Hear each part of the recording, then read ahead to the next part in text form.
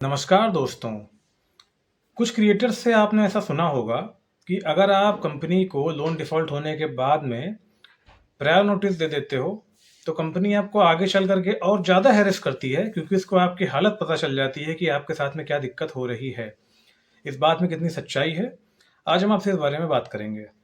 बात शुरू करने के पहले मैं आपसे एक सवाल पूछना चाहता हूँ। ये बताइए, जैसे मान लिए मैंने आपसे कुछ पैसे उधार लेकर के रखे हैं। पैसे उधार लेकर के रखे हैं और मैंने आपसे कहा था कि भाई मैं आपको 1 महीने बाद में दे दूँगा।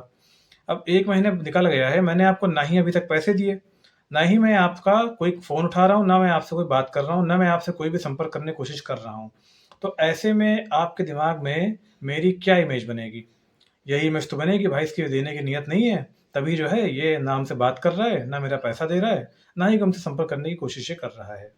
यही इमेज तो बनेगी। और इसी जगह पे भले मैं आपके पैसा न दे पाऊँ, लेकिन आपके कॉन्टैक्ट में रहूँ, आपसे रेगुलर बात करता रहूँ, अपनी प्रॉब्लम बताऊँ कि भाई अभी ये प्रॉब्लम चल रही है, अभी तो नहीं है, जब होगा तो आगे मैं आपको दे दूँगा। इस तरह आपसे बात करूँ, तो आपके दिमाग में एक चीज़ ये रहेगी, चलो एटलीस्ट इंसान शांत तो नहीं है, फ़ोन तो उठा रहा, भागा तो नहीं है। एक दिमाग में ये बात आती है कि नहीं आती है?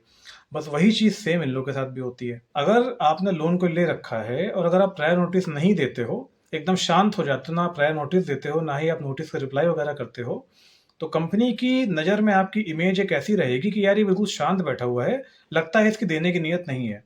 अगर आप प्रायर नोटिस देते हो, तो देने से आपको फ्यूचर में बेनिफिट ही मिलता है, कोई नुकसान नहीं मिलता इसका। अगर आप देते हो तो ये आपकी एक रिस्पॉन्सिबिलिटी होती है कि आप कंपनी को पहले बता देते हो कि आप आगे चलो लोन डिफ़ॉल्ट करने वाले हो, आपके साथ ये प्रॉब्लम चल रही है और अभी आने वाले इतने टाइम तक के आप उनको पैसा नहीं दे पाओगे। अपनी पूरी प्रॉब्लम आप बताते हो कंपनी को। सीधे शब्दों में भाई कहा जा सकता है कि प्रायर नोटिस देना, लीगल नोटिस का आंसर देना, ये एक माध्यम होता है, एक तरीका होता है कंपनी से अपने कोऑर्डिनेशन को बनाए रखने का।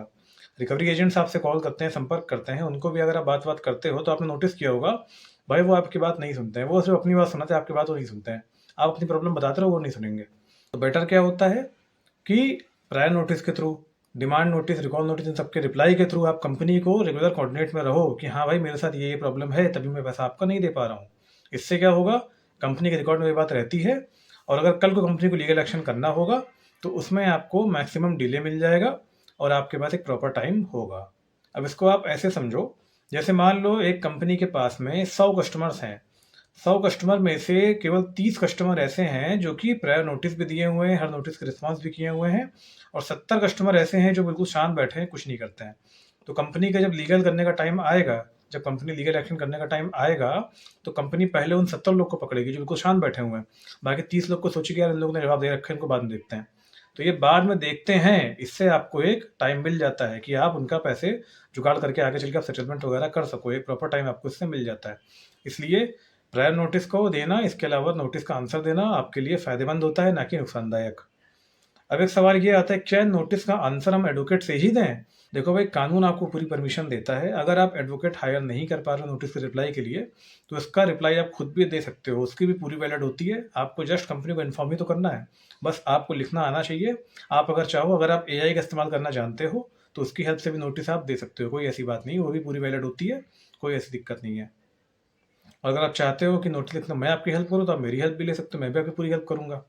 तो मतलब कहने का ये है कि नोटिस का रिप्लाई करना फ़ायदेमंद होता है, ना कि नुकसानदायक। इसलिए नोटिस का आंसर आपको देते रहना चाहिए। ये आपकी एक रिस्पॉन्सिबिलिटी होती है कंपनी से कोऑर्डिनेशन में रहना। तो अगर आपको इस वीडियो से कुछ भी सीखने को मिला, तो चैनल को सब्सक्राइब करें, वीडियो को शेयर करें। Thank you.